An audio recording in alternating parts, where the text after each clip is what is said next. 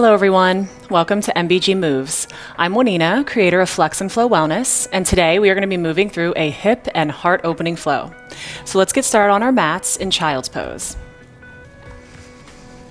You can come to your knees, keep them a little open so we can really sink into those hips and just melt down into your mat. Start with a few deep breaths. If you'd like, you can even place your forehead on the mat, massage out that third eye. With every exhale, sink a little further into your hips. You can even tent the fingers for a nice active child's pose.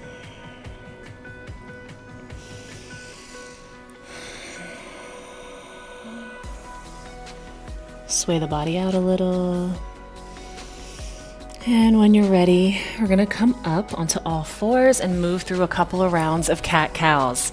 So be sure that your wrists are right underneath those shoulders. Start in a neutral spine and then big inhale in for that cat. Really stretch it out and exhale it out and release the belly. Big inhale in.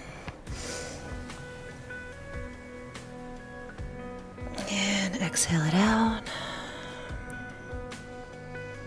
One more time. Big breath in. And exhale. Nice work. Now we're going to move back into downward facing dog. This is very likely your first downward dog of the day, so feel free to sway the hips, pedal out the feet, come up onto your tiptoes. But really be sure you're pulling those hips back. If your heels don't touch the mat, no big deal. We're going to bring our right foot all the way up, point the toes for three-legged dog.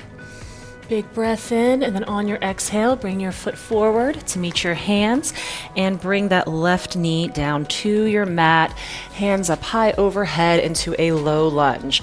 Now be sure to check your form here. Be sure that your knee is right over your ankle. Be sure you're sinking down. Really breathe into the stretch. You should feel it right in your hips. On your inhale, see if you can stretch up a little higher, and on your exhale, see if you can sink a little lower into those hips.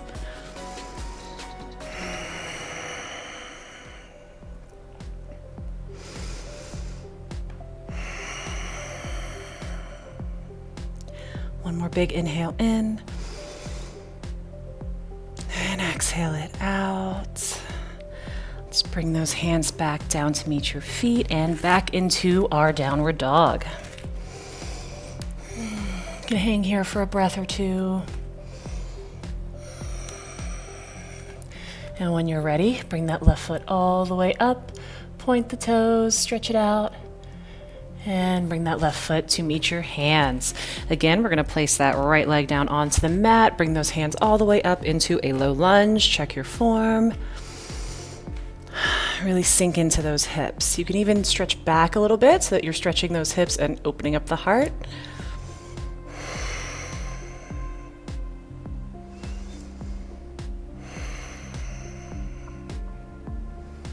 One more big breath in, stretch up a little taller, and exhale it all out, sink a little deeper.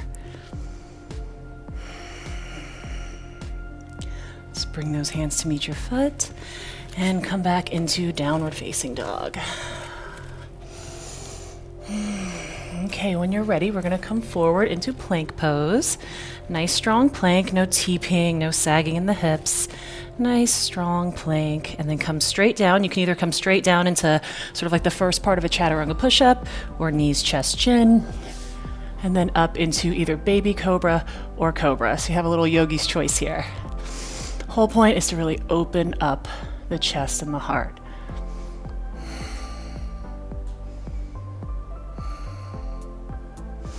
Big inhale in. On your exhale, come back down to your mat. Take a rest. And on that next inhale, you can either come back up into baby cobra, or all the way up into an upward facing dog. For up dog, the only thing that should be touching your mat is your hands and the tops of your feet. Even tilt your head back a bit, open up the throat, and sigh it all out. Slowly come back down to your mat.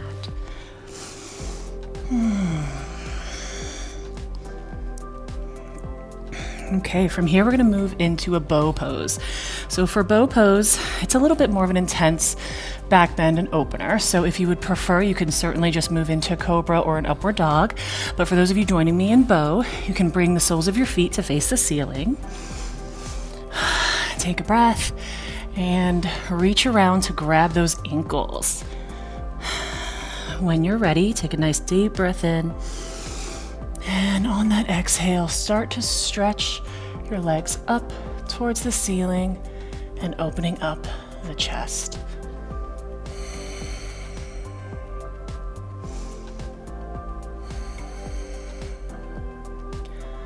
With every inhale and exhale, see if you can stretch a little further up.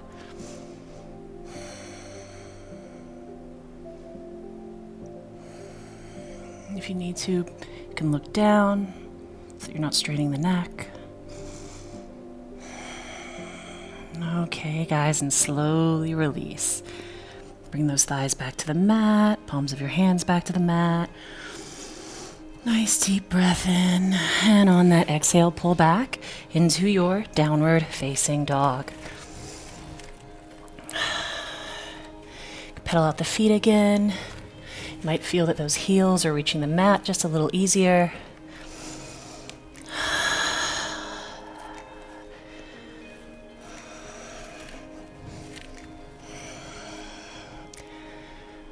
Really nice work.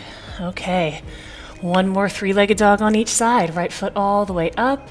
And this time we are going to bring our knee to the outside of our right wrist for Pigeon. So Pigeon is an amazing hip opener. And a little secret here is depending on how deep of a stretch you would like, would depend on your foot positioning. So if you want a deeper stretch, bring your foot a little further out before leaning forward. If you're taking it a little easier today, you can bring your foot a little closer to you. So once you're in your Pigeon pose, kind of adjust as needed. Take a nice deep breath in. And on that exhale, come down onto your mat. For Pigeon, you can either make a pillow with your hands and lay down, take a little breath, or if that's a little uncomfortable, you can always come up to your forearms and just breathe it out.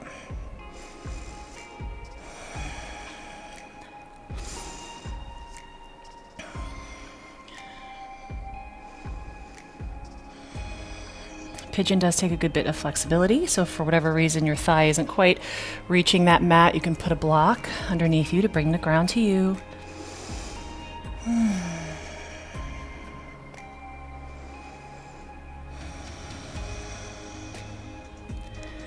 Okay, when you're ready, you can slowly come back up, palms on the mat, and back into downward facing dog. Three-legged dog on the left side. And bring that knee to the outside of your left wrist. Position your foot as you would like. Big inhale in and then exhale it out. Slowly come down onto your mat.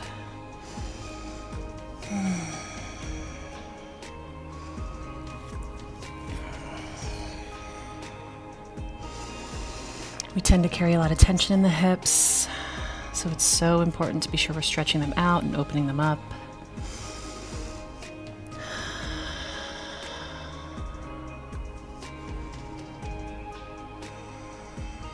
Feel free to close your eyes during these breaths. With every exhale, see if you can sink a little deeper.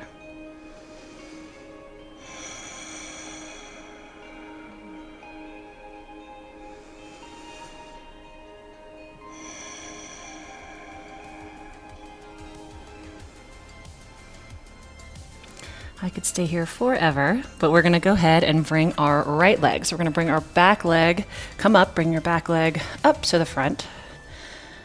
Put the soles of your feet onto the mat. Bring those arms out in front of you and slowly roll down onto the mat for bridge pose. So you can take a breath here, but keep the soles of your feet down. If full wheel is in your practice, this would actually be a great time to move into that, or any other back bend or inversion you would like. I'm going to go ahead and demonstrate bridge. So for bridge, just going to square the hips. You can place the palms of your hands on your mat and slowly begin to lift your hips up. Be sure you're breathing.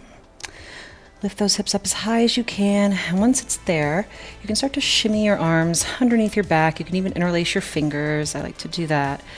See if you can press up just a little farther.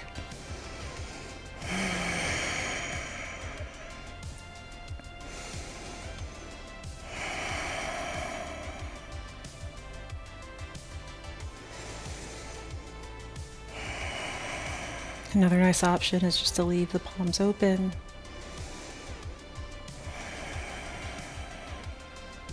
Don't start to collapse, really lift those hips.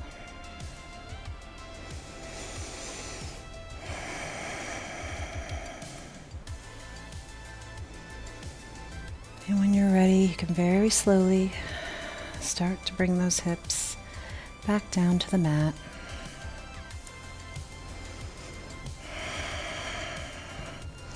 Readjust your upper body, and you can stretch those legs out. Just let the legs splay open. Open up the palms. You did it. You made it to Shavasana.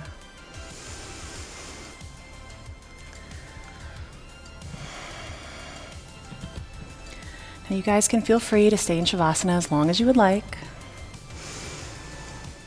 I recommend doing this flow since it's so short and accessible, at least once a day or several times throughout your day.